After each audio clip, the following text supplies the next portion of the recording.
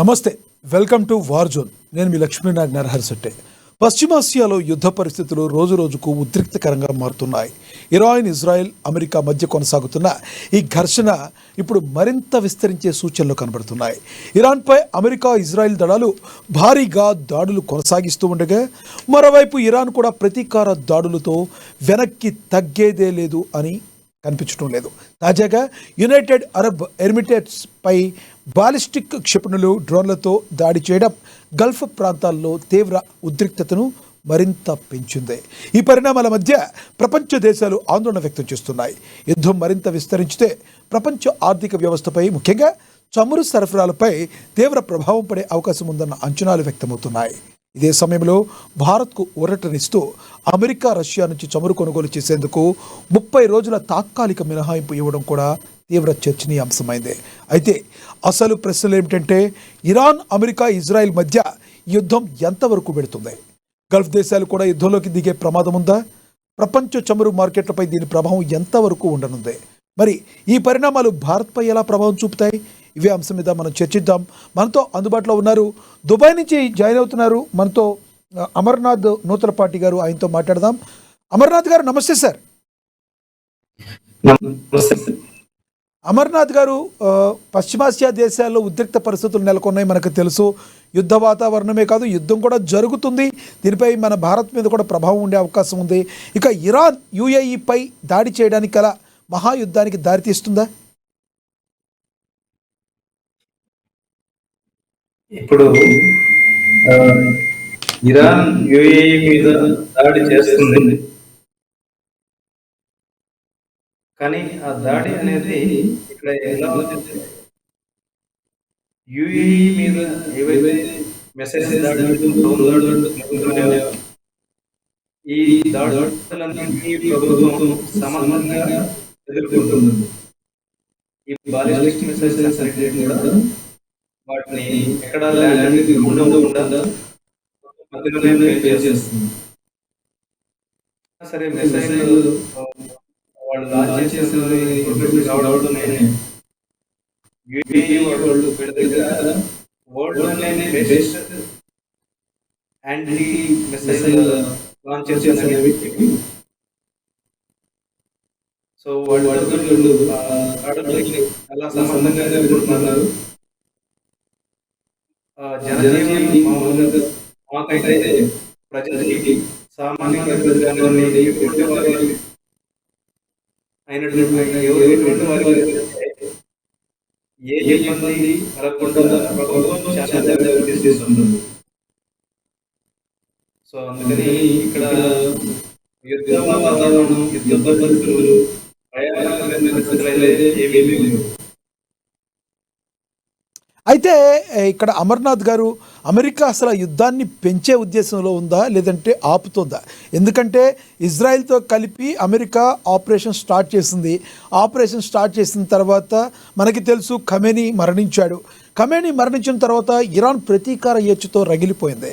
మరి ఇలాంటి విపత్కర సమయంలో ఇరాన్ కూడా తాను అనుకున్న లక్ష్యాలని, మరి ఎయిర్ బేసెస్ ఏవైతే ఉన్నాయో చుట్టుపక్కల ఉన్న వాటిలన్నిటి కూడా మరి అమెరికన్ ఎయిర్ బేస్ల మీద దాడి చేస్తూ వచ్చింది.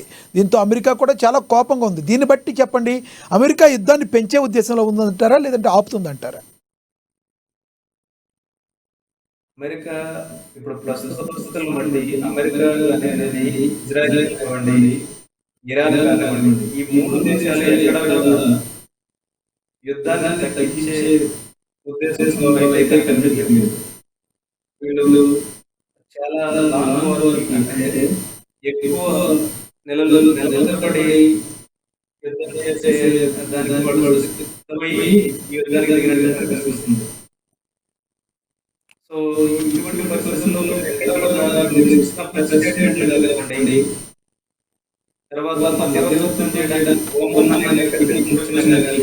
ఎక్కడ మధ్యవర్తం కూడా ముందుకు రావడం లేదు. సో వీళ్ళు ఉద్దేశం చూస్తే పరిస్థితుల్లో ఎక్కడెక్కడ కనిపించలేదు.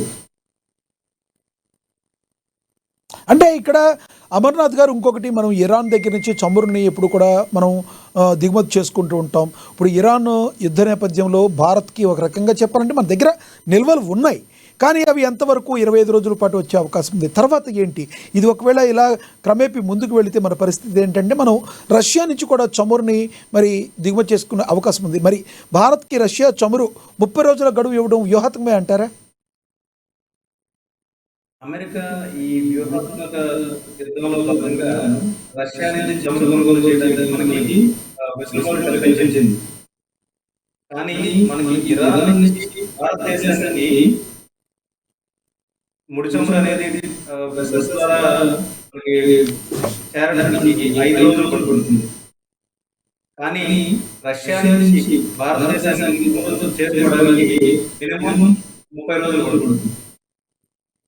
సో ఇటువంటి సమయంలో మనం మేల్కొని త్వరితగతిన రష్యాతో ఆయిల్ ఇంపోర్ట్స్ అనేది డీల్స్ స్టార్ట్ చేయకపోతే మన ఆర్థిక వ్యవస్థ మీద చాలా ఇంపాక్ట్ పడుతుంది. సరే, ఈ నిర్ణయం తీసుకోవడం భారత దౌత్య విజయం అవుతుందంటారా? భారత నిర్ణయం, ఎందుకంటే నిర్ణయం ఆల్రెడీ తీసుకుంది కాబట్టి ఈ నిర్ణయం భారత దౌత్య విజయం అవుతుందంటారా? ఒక విధంగా చెప్పాలంటే దౌత్యపరంగా విజయం అనుకోవాలి. At the same time America కూడా తన మిత్ర దేశాలు లేకపోతే తన నుంచి ఇబ్బంది ఏది కాకూడదు అనుకునే దేశాలకి ఇలాంటి వెసులుబాట్లు ఇస్తూ ఉంటుంది. సో అందుకని చెప్పేసి మనం దౌత్య విజయం అనుకోవాలి. At the same time America కూడా దౌత్య విజయం తన యుద్ధానికి ఎక్కడ భారత ఉండాలి అని చెప్పేసి తన వ్యూహంలో భాగంగా చేసేసింది. రైట్. ప్రధానంగా చూసుకుంటే అమర్నాథ్ గారు, గల్ఫ్లోని భారతీయుల భద్రతకు ఈ క్షిపణి దాడులు ఏమైనా ముప్పు చేకూర్చే అవకాశం ఉందంటారా? అంటే అక్కడ బంకర్లు ఎలా ఉంటాయి, అక్కడ పరిస్థితి ఎలా ఉంటుంది, అక్కడ గల్ఫ్ దేశాల్లో ఉండే భారతీయులందరికీ అసలు అక్కడ ఎంతవరకు రక్షణ ఉందంటే ఏం చెప్తారు మీరు? ఇక్కడ గల్ఫ్ దేశాల్లో ముఖ్యంగా యునైటెడ్ అరబ్ ఎమిరేట్స్ లో భద్రతకి సంబంధించి ఎటువంటి అనుమానం లేవండి.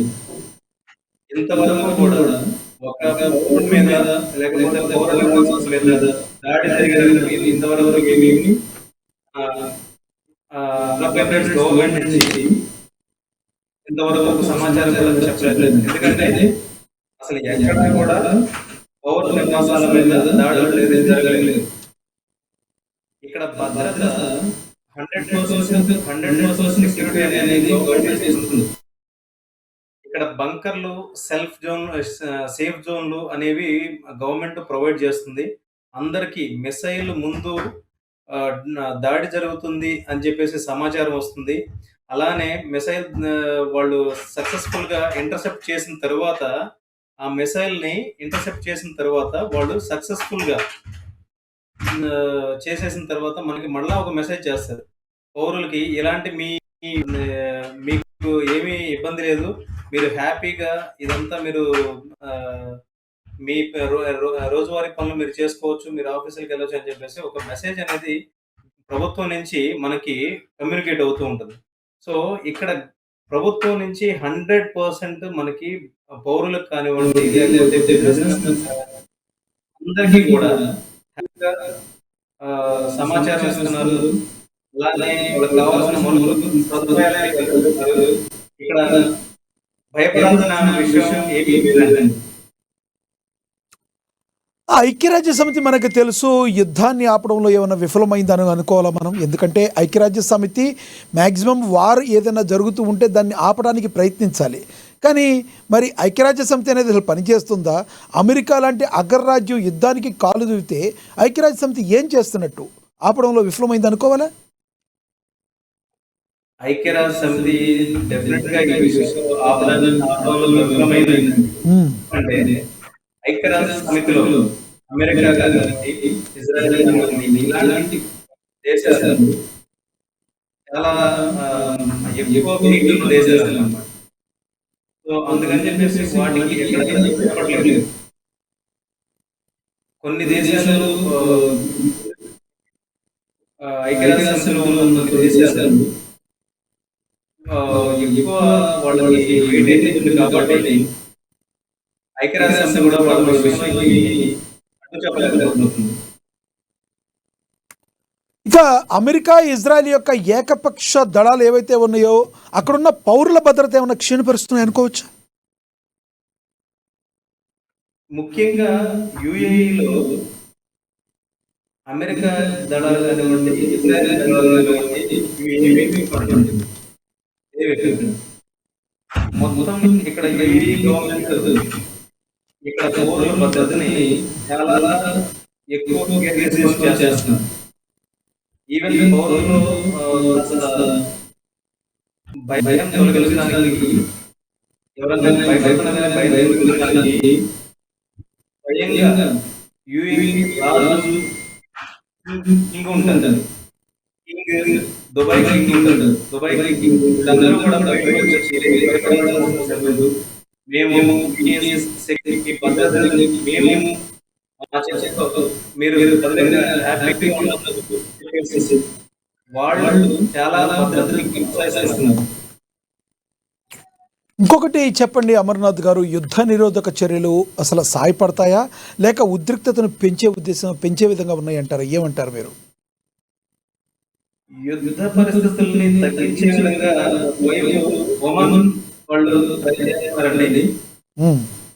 కాకపోతే ఇరాన్ వాళ్ళు ఎవరైతే ఉన్నారో ఇరాన్ వాళ్ళు మేము చర్చించుకోవాలని చెప్పేసి వాళ్ళు ఏదైనా చేశారని చెప్పి కానీ కొన్ని రోజుల్లో 2-3 రోజులు కానీ 4-5 రోజులు కానీ ఎక్కడ యుద్ధం అనేది శాశ్వతం కాదు. ఈ 2-3 రోజుల్లోనూ అలా తొందరలోనే ఇంకోటి చెప్పండి, అసలు అమెరికా, ఇజ్రాయిల్ ఏదైతే ఈ జాయింట్ ఆపరేషన్లో ఇరాన్ అధ్యక్షుడిగా ఉన్న ఖమేనీని అంతమొందించటానికి ప్రధానమైన కారణం ఏంటి? గతంలో ఆల్రెడీ వీళ్ళు ఒకసారి ఫెయిల్ అయ్యారు. ఎందుకంటే ఏం చెప్తారంటే ఉగ్రవాదమే అసలు కారణం ఏంటంటారు? ఖమేనీతో పాటు అతని ఫ్యామిలీ మొత్తాన్ని కూడా ఏమైపోయినా పర్లా ఖమేనీ అనేవాడు మరి బతికి ఉండకూడదని గట్టి నిర్ణయం తీసుకుంటే కారణకులు ఎవరు? ఇజ్రాయిలా, ప్రధానంగా అమెరికానా? అసలు ప్రధాన కారణం ఏంటంటే ఏం చెప్తారు మీరు? ఇక్కడ ప్రధాన కారణం అమెరికా అనే దానికంటే కూడా ఇజ్రాయెల్ ఎక్కువ ఇరాన్ పెట్టేది ఉంటుందంటూ మనకు అది మనం డిసైడ్ చేయాలని పరిస్థితుల్లో ఏంటి అంటే ఇరాన్ ఇజ్రాయెల్ సో లైక్ ఇప్పుడు మనం పాకిస్తాన్తో ఏ రకంగా మనం థ్రెడ్ ఎదుర్కొంటున్నామో ఉగ్రవాదం, సీమాంతర ఉగ్రవాదం ఎప్పుడు కూడా భరతమాత నెత్తురోడుతుందో ఆ విధంగా ఇజ్రాయెల్కి ఇరాన్ నుంచి థ్రెడ్ ఉందని ఇజ్రాయెల్ భావించిందంటారా? అంతేనండి. ఇప్పుడు అక్కడ మిడిల్ ఈస్ట్ లో ఉన్న కంట్రీస్ అన్ని పశ్చిమాసియా దేశాలు కూడా అధికంగా చేసేసారు. అక్కడ ఇజ్రాయెల్ ఒకటే యూదు చేసేసింది. సో దాని విధంగా కూడా వాళ్ళు ఇరాన్ నుంచి ముప్పు పొందుతుందని భావించవచ్చు. మిగతా దేశాలన్నీ కూడా ఇజ్రాయెల్ ఉంటున్నాయి. కానీ ఒక ఇరాన్ మాత్రం ఇజ్రాయెల్ ప్రత్యేక ఉంటుంది. అందుకని ఇజ్రాయెల్ నుంచి ఎప్పటికైనా కొంత ముప్పు అని వాళ్ళు భావిస్తున్నారు. అలానే ఇజ్రాయెల్ ఒక టెర్రరిస్ట్ ఆర్గనైజేషన్ సపోర్ట్ చేస్తారని వాళ్ళు భావిస్తున్నారు. అయితే అందుకని చెప్పేసి ఇజ్రాయెల్ ముప్పు పొంచి ఉంది అని వాళ్ళు అనుకుంటున్నారు. ఎస్, అయితే అమర్నాథ్ గారు ఇంకొకటి ఏదైతే ఇరాన్ ఆలోచిస్తుందో అమెరికన్ ఎయిర్ బేసెస్ మీద మరి ఏదైతే పశ్చిమాసియా దేశాలను ఖతర్ కావచ్చు, బహ్రాన్ కావచ్చు, లేదంటే దుబాయ్ కావచ్చు, అబుదాబి కావచ్చు, ఏదైనా వీటి మీద దాడి చేస్తే చుట్టుపక్కల ఉన్న దేశాలు మనకి శత్రువులుగా మారిపోయే అవకాశం ఉందని ఇరాన్ ఆలోచించలేదంటారా? ఇరాన్ యొక్క పరిస్థితి ఎప్పుడు వాళ్ళు ఇంకొక విషయం ఏంటంటే ఇరాన్ మిగతా ముస్లిం దేశాలన్నింటిలో కూడా ముఖ్యంగా ఎక్కడ కనిపించట్లేదండి.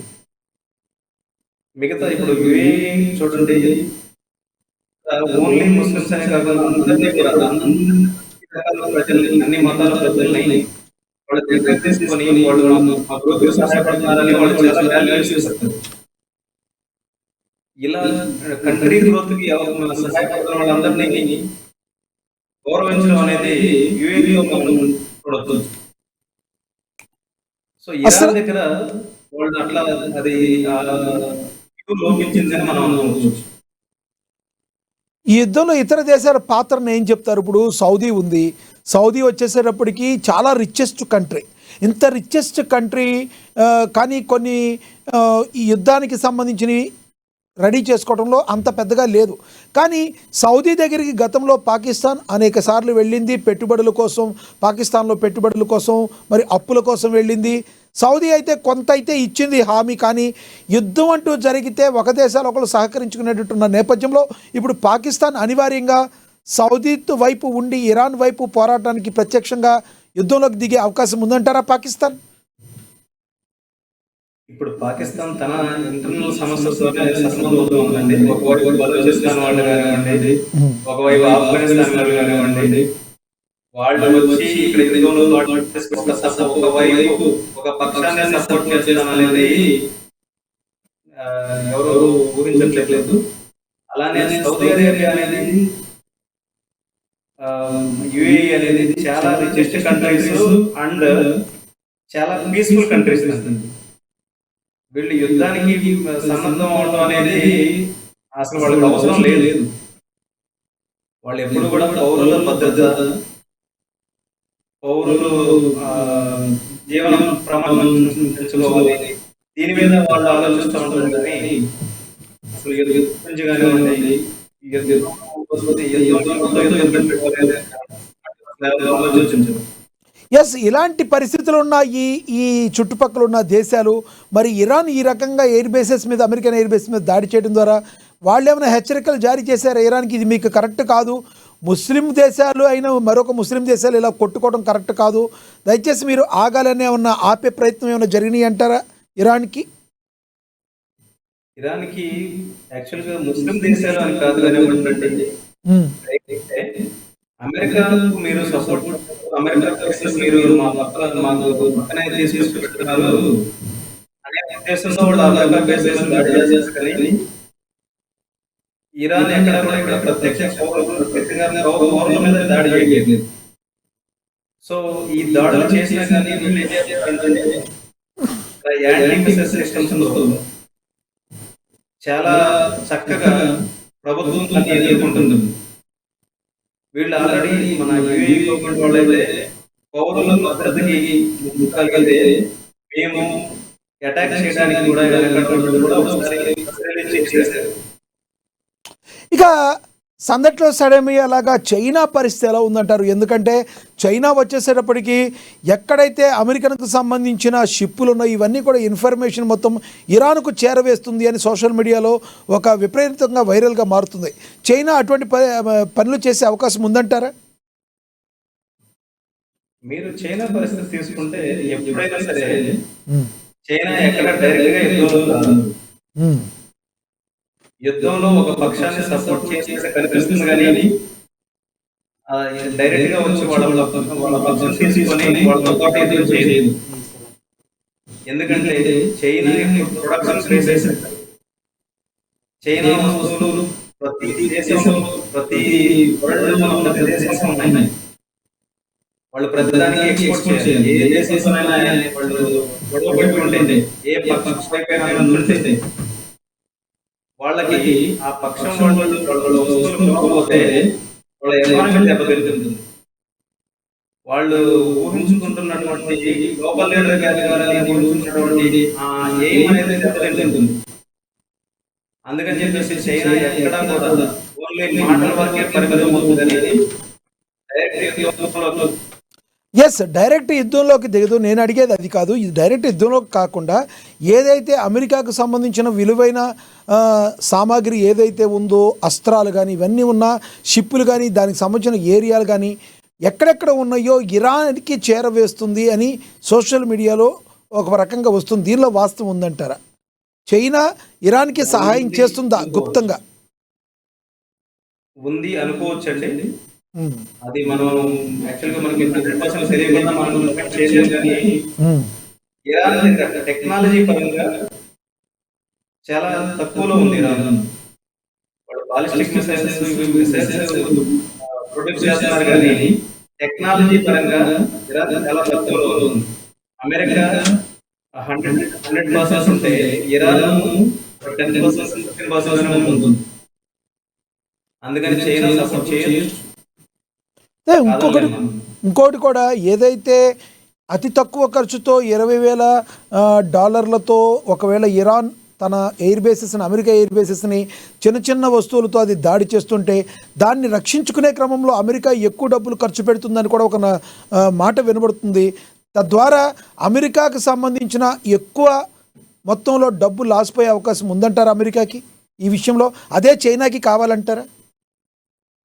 ఈ విషయంలో మనం త్వరగా ఒక డెసిషన్ రాలేమండి. ఎందుకు అంటే అమెరికా దగ్గర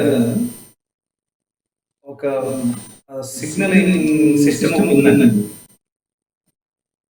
ఆ సిగ్నల్స్ తో వాళ్ళ డ్రోన్ ని వాళ్ళ బేస్ల మీద కానివ్వండి, వాళ్ళ నేవల్ షిప్స్ కానివ్వండి, వీటి మీద దాడులు చేయకుండా ఒకసారి సిగ్నల్స్ ని ఎలక్ట్రోమాగ్నెటిక్ సిగ్నల్స్ ని యాక్టివేట్ చేసి ఆ డ్రోన్స్ ని ఇన్యాక్టివ్ చేసేస్తారు.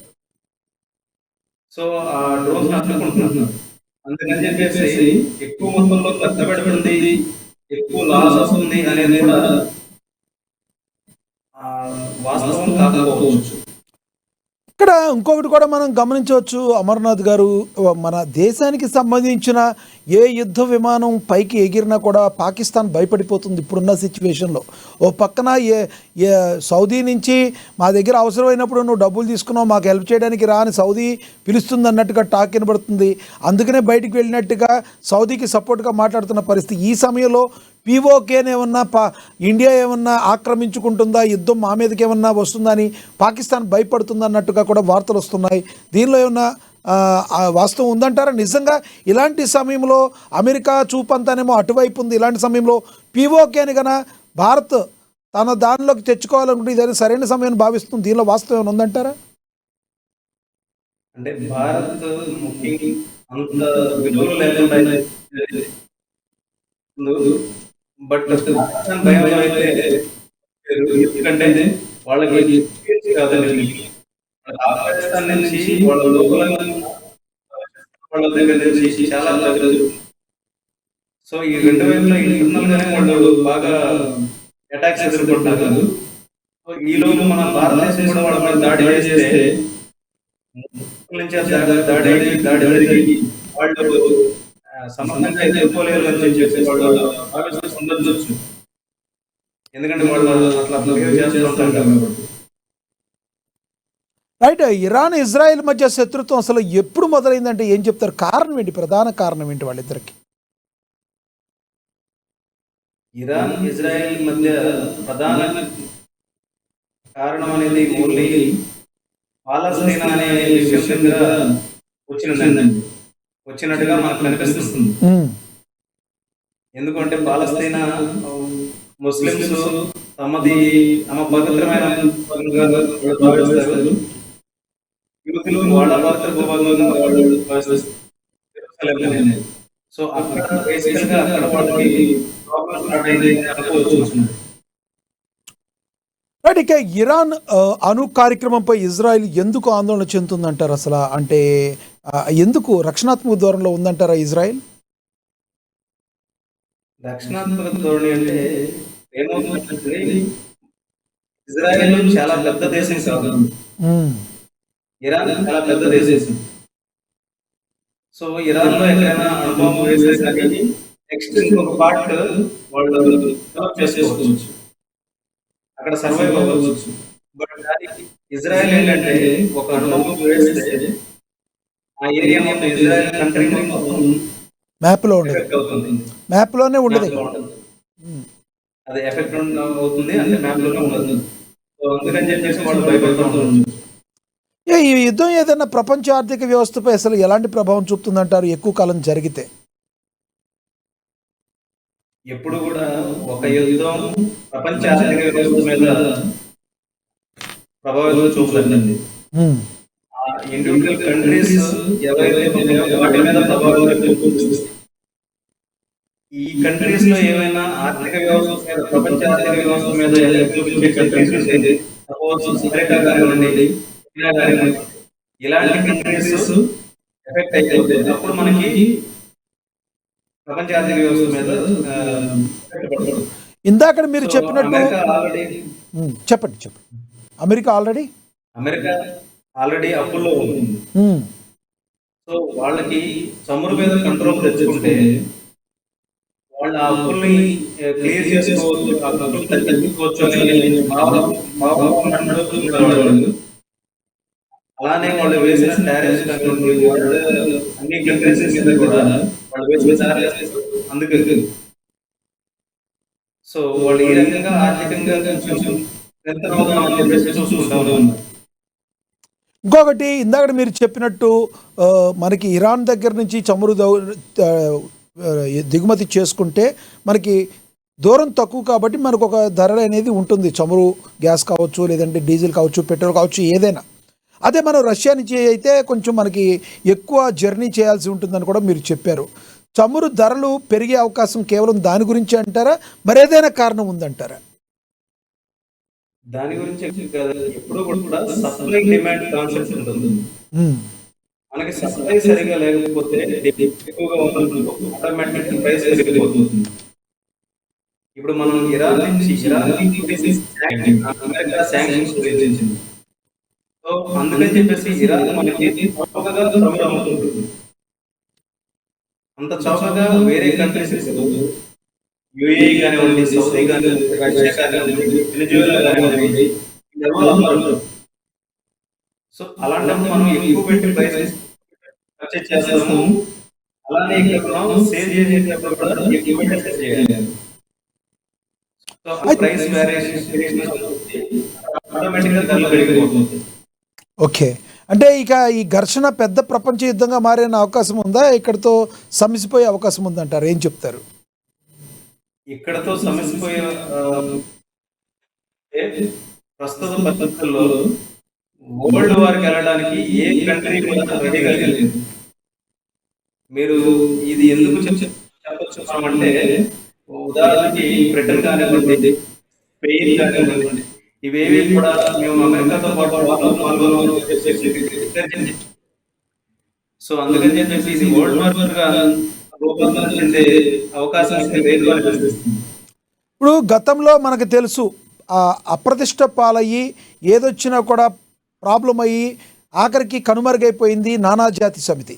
ఈ నానాజాతి సమితి తర్వాత ఐక్యరాజ్య సమితి వచ్చింది, కొంతవరకు అన్ని దేశాలను కంట్రోల్ చేస్తుంది అనుకున్నాం. ఐక్యరాజ్య సమితి కూడా ఇప్పుడు ఫెయిల్ అయిన పరిస్థితి మనం చూస్తున్నాం. ఈ ఐక్యరాజ్య సమితి మరి ఈ సమస్యను పరిష్కరించడానికి ఏం చేస్తుందంటే ఏం చెప్పాలి? మనం ఐక్యరాజ్య సమితి ఇంకా స్ట్రాంగ్ గా ఉండాలి అని కోరుకోవడంతో ఈ సమయంలో మనం ఐక్యరాజ్య సమితి మీద చేయలేము.